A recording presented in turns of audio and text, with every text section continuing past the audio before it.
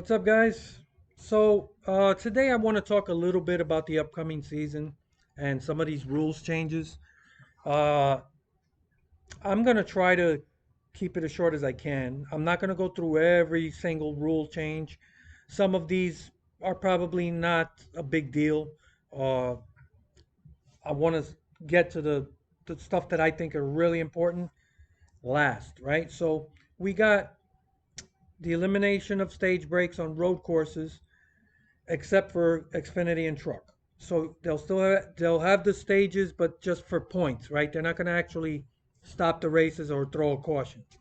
So that's a good step in the right direction.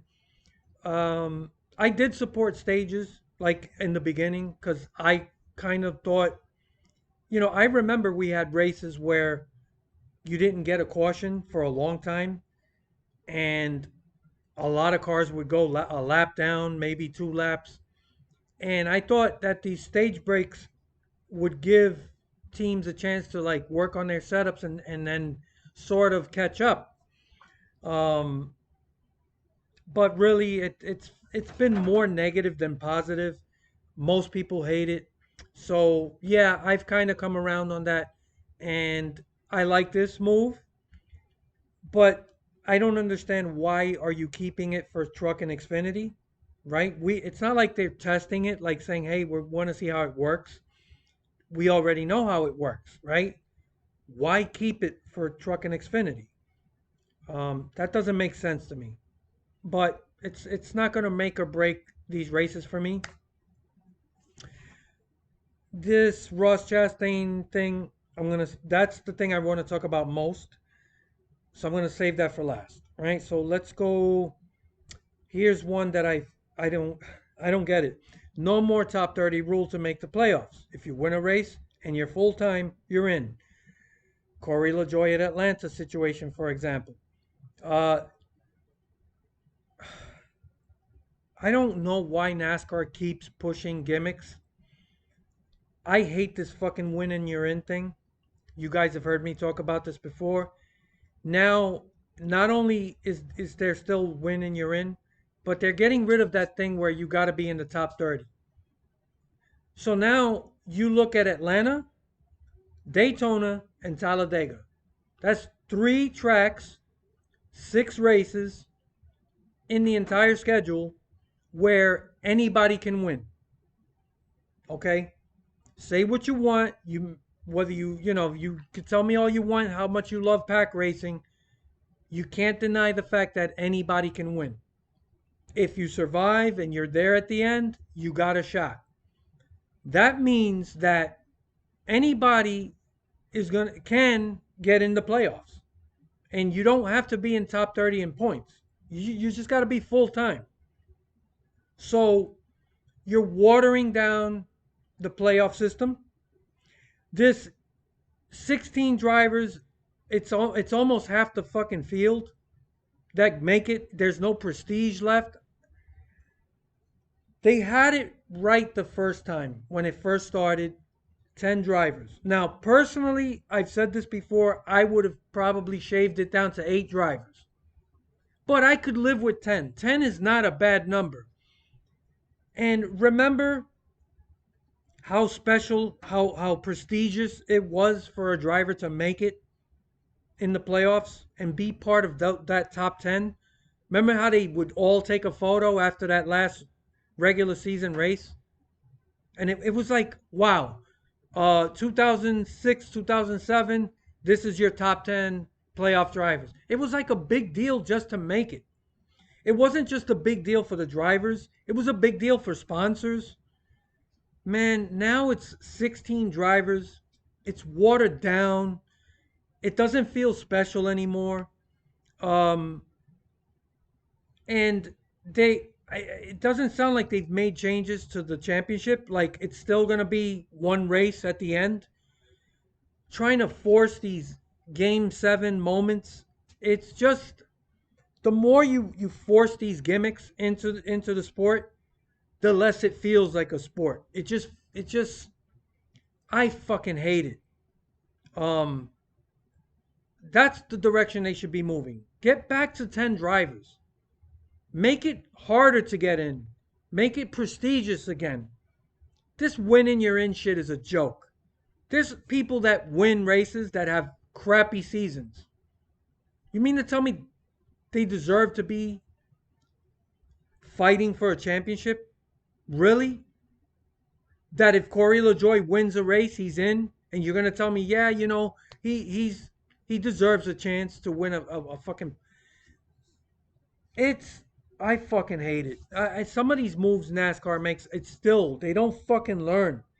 Now I made my point. They're expanding the restart zone. Not really sure what that means, but doesn't sound like a big deal. I'm curious to see how that works out. Damage repair clock got tweaked. I think they increased. Let's see, was 6 minutes most, 10 minutes. Then it went to 10 minutes for the playoffs. They realized it takes about 6.5 minutes to change a toe link, which is probably the biggest issue with this car. Like the toe link gets bent or broken. So that's like probably the most common issue. So up to this point. So um, yeah, so they landed on 7 minutes. Sounds fair to me. Um, yeah, that's a good change. Oval wet weather package. Now, I'm pretty sure they're not talking about racing in the rain.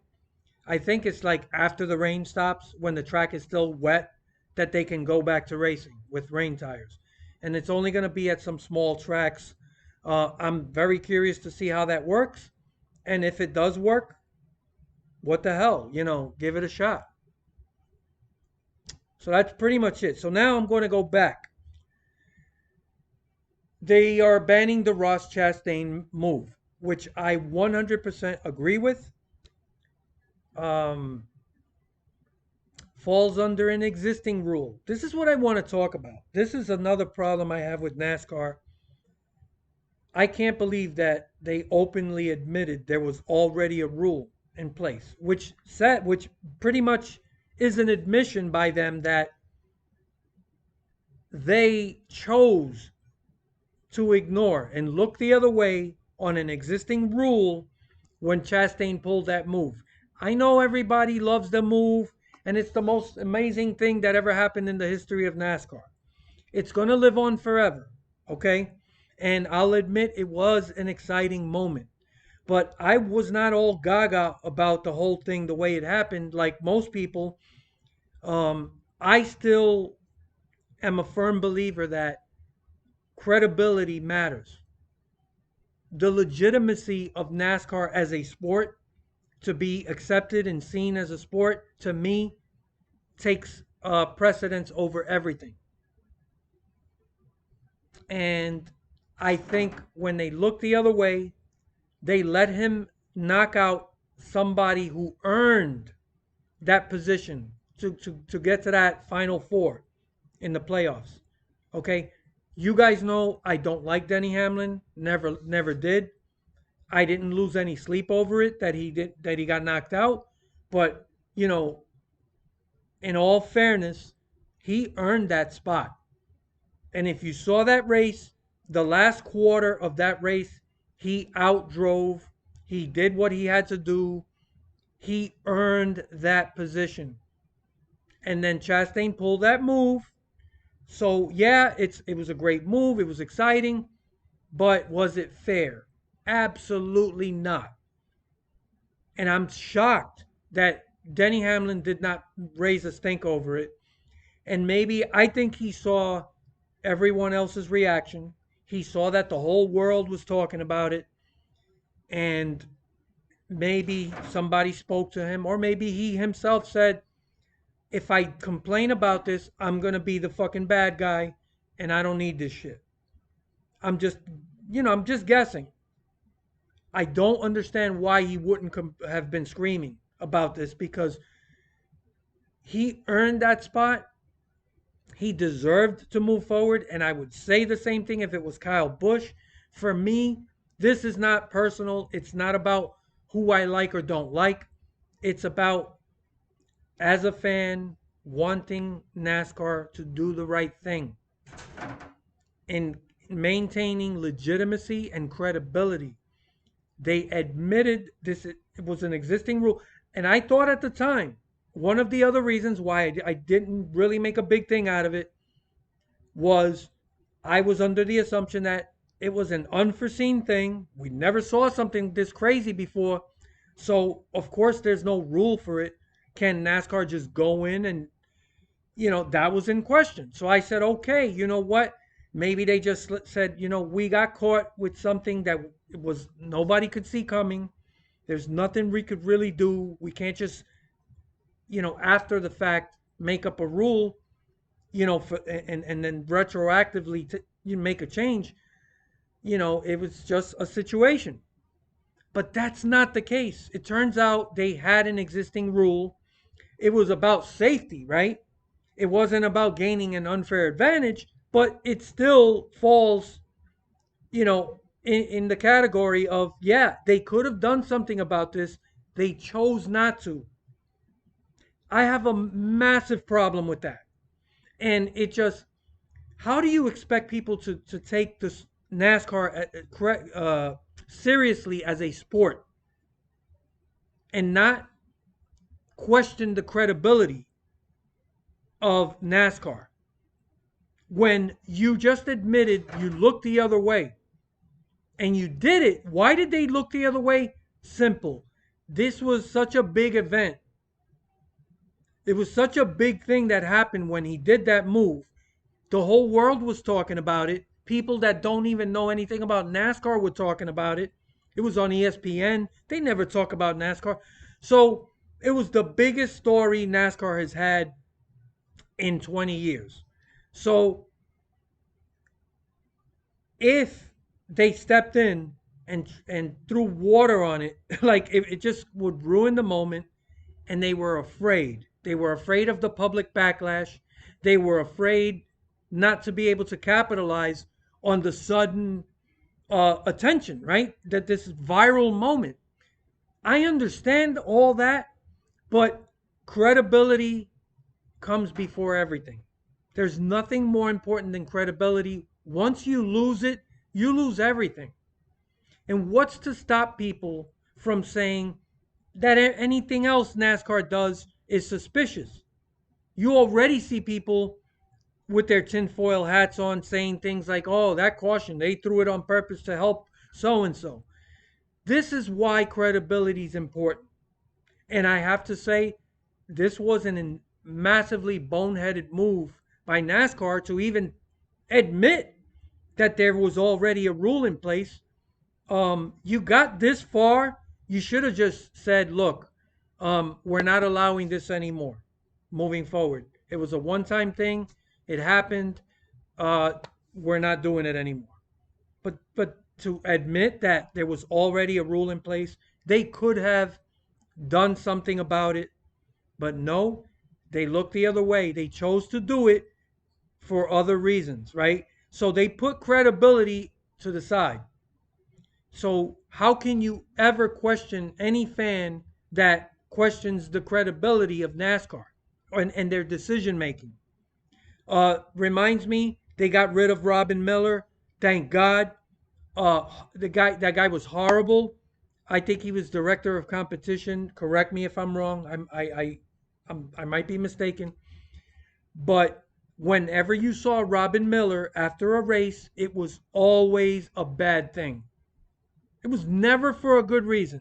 It was always because there was something questionable that happened, some fuck up by NASCAR, and he had to be there to sort of be the spokesman and kind of bullshit people. Remember the All Star race when Dave Blaney did not have his window net attached and they let that go green? After, by the way, a questionable caution. So that whole end to that All Star race was a massive clusterfuck. And there you had Robin Miller. I did a video on it. You guys should go check it out. But, that was when you saw Robin Miller after a race, it was always because of something negative or some crazy, weird shit. People were like, what the fuck? Okay? And that was not his only, time doing shit like that. So I'm glad they got rid of him. I don't know who they're going to replace him with. So that's something we got to keep an eye out for. But, if NASCAR's going to be this way about their rules packages, I mean, their rules and shit, it's like, okay, you can announce all these rules, but what's to stop them from looking the other way in the future if they think it benefits them, or, nothing. They've already just admitted they did it. They've proven that they're willing to do it. We're supposed to just trust them. I'm sorry, guys. I know a lot of you guys love the move and you think there's nothing wrong with it. You want to see it, be okay forever. I'm sorry. I just wasn't as crazy about it. It was an amazing viral moment. It was exciting. I'm not saying it wasn't. But for me, it really killed a lot of the sportsmanship. And that's one of the reasons why I have a hard time rooting for Ross Chastain. Just me. I know a lot of you are fans. Don't get triggered. It's just my personal taste. I am someone who places sportsmanship, competition, legitimacy, credibility above, my personal feelings about drivers or who I root for and who I don't. I want to see clean competition. Now, you can make a case that this particular move wasn't really cheating, but come on, it was an unfair advantage type move.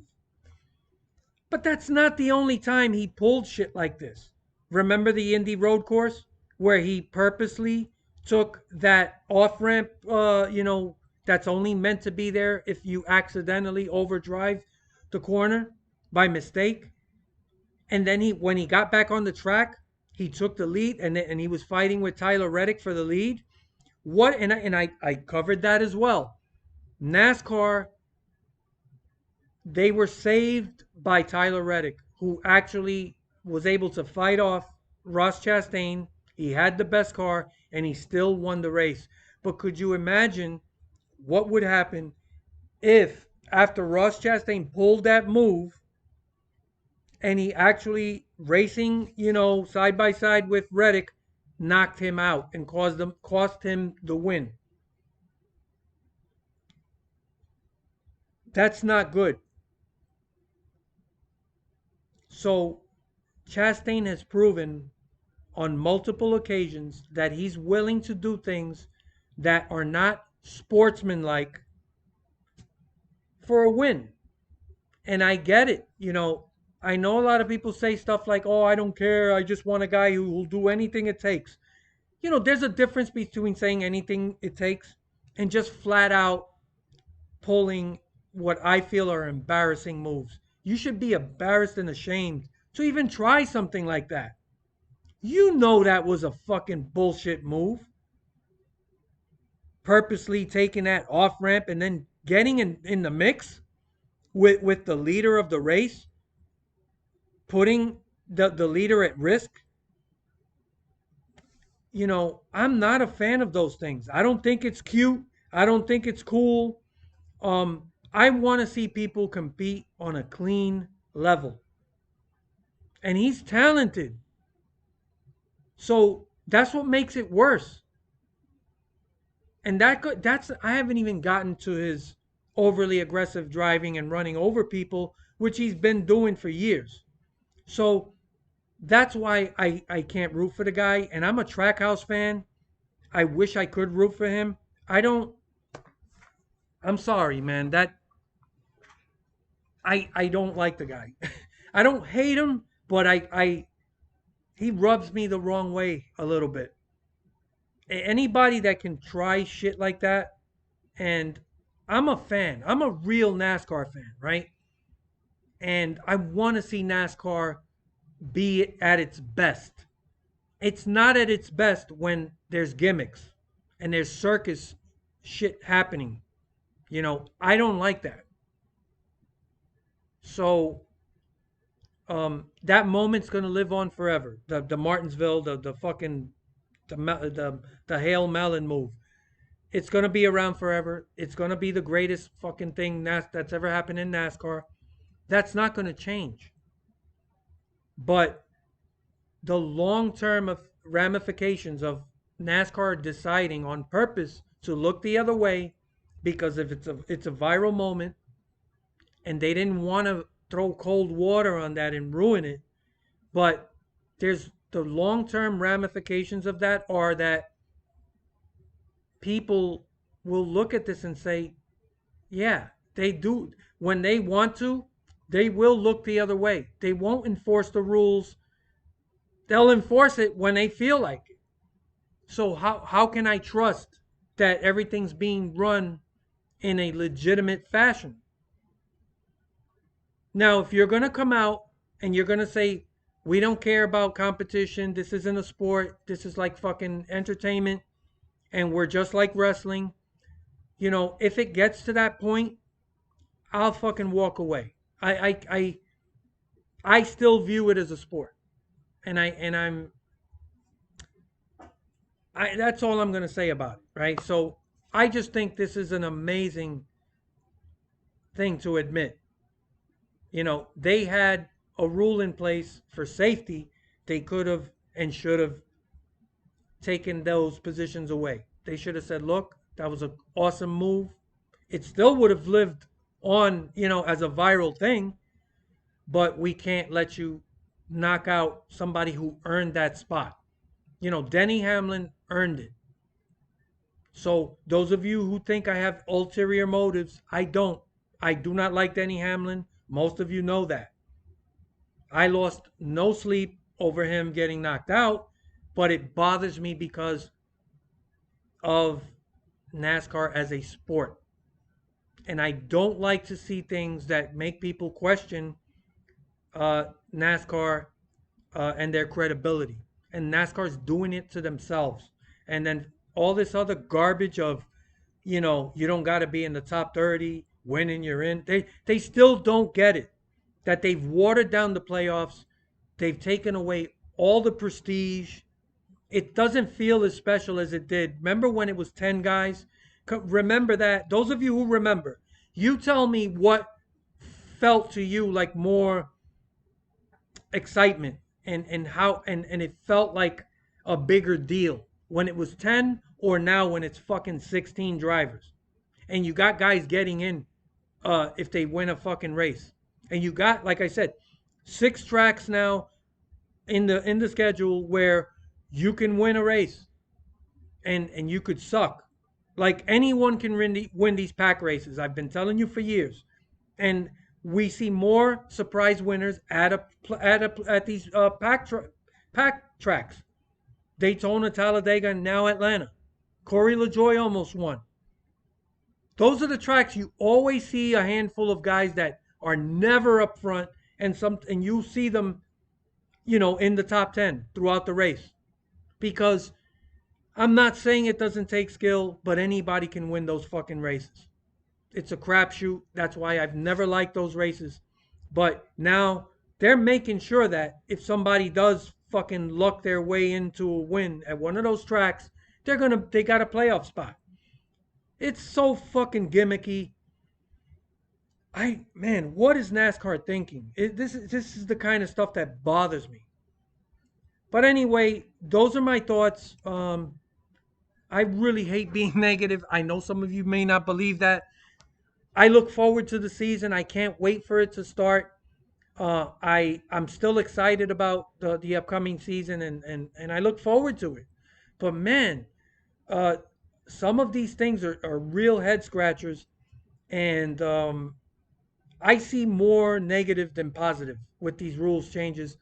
They did a few good things, but it's not going to make a difference that Robin Miller's not the competition guy. You get another guy, he's going to give you the same bullshit. He's going to be excusing bullshit.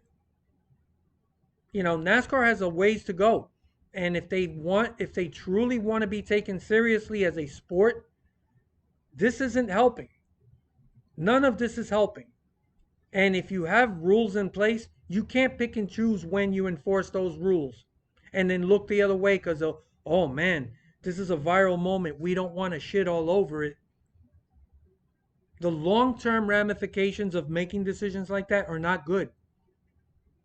And I know I haven't seen anyone else really mention this angle of it, but I'm doing it. I can't be the only person that looked at this and said, that's kind of fucking funny. That's like funny business going on there. That really wasn't, it's like you had a rule in place, but you chose on purpose to look the other way. I can't be the only one. But I look forward to your comments and yeah, later.